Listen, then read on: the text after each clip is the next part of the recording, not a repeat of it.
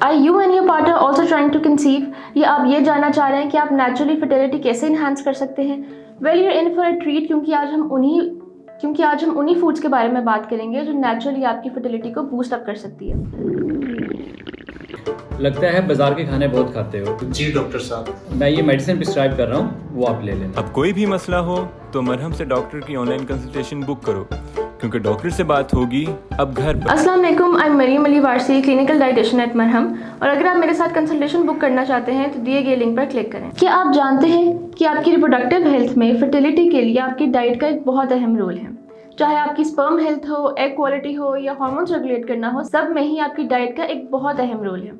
हम बात स्टार्ट करेंगे सबसे पहले फूड के साथ जो है बेरीज। बेरीज में आपके पास स्ट्रॉबेरीज, रास्पबेरीज और ब्लूबेरीज आ जाती हैं। जितनी हमें खाने में अच्छी लगती हैं उतनी ही इनमें भरपूर विटामिन और एंटीऑक्सीडेंट्स होते हैं। एंटीऑक्सीडेंट्स आपके रिप्रोडक्टिव सेल्स को डैमेज से और स्ट्रेस से बचाते हैं और साथ ही आपकी स्पर्म और एग हेल्थ को भी बेहतर करते हैं, इंप्रूव करते हैं। इसमें मौजूद विटामिन सी आपके हार्मोन्स को रेगुलेट करता है और आपके रिप्रोडक्टिव ऑर्गन्स तक ब्लड फ्लो को बेहतर करता है। अब आप चाहे बेरीज को योगर्ट के साथ ले लें, ओटमील के साथ ले लें या take it as a snack, आपको फायदा ही फायदा मिलेगा।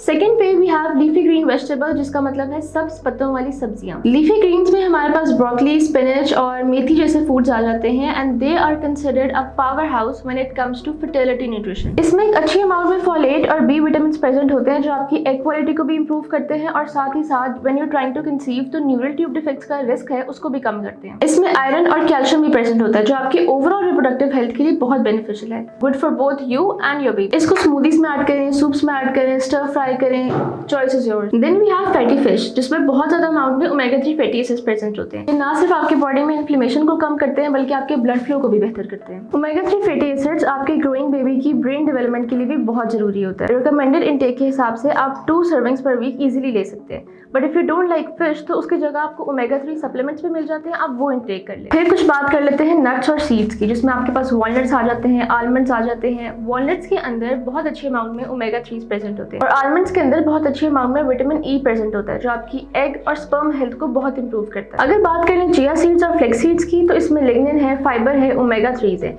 ये आपके ओवरऑल हार्मोनल बैलेंस के लिए जरूरी है। अब चाहे आप हैंडफुल ऑफ नट्स ले लें या 1 टेबलस्पून सीड्स की डेली ले लें, दोनों ही एक बहुत अच्छे स्नैक्स है आपके हार्मोनल हेल्थ के लिए, आपकी रिप्रोडक्टिव हेल्थ के लिए। लास्ट में वी हैव होल ग्रेन्स, जिसमें आपके पास किनोआ, ओट्स, ब्राउन राइस, इस तरह की चीज़ें आ जाती हैं। ये कॉम्प्लेक्स कार्ब्स होती हैं। ये आपके इंसुलिन लेवल्स को स्टेबलाइज करते हैं, बहुत ज़्यादा हाई होने से पहले ही स्टेबलाइज कर लेते हैं। जितनी ये ओवरऑल हार्मोनल हेल्थ के लिए बेहतर है उतनी ही ये खास तौर पे उन खवातीन के लिए जिनको पीसीओएस है उनके लिए अहम है। इसमें जिंक, बी विटामिन और फाइबर मौजूद होता है जो कि स्पर्म हेल्थ को, हेल्दी ओव्यूलेशन को, इन चीज़ों को सपोर्ट करता है। If you want a better reproductive health तो बेहतर है कि आप कॉम्प्लेक्स कार्ब्स यूज़ करना शुरू कर दें instead of refined carbs and you will see a difference.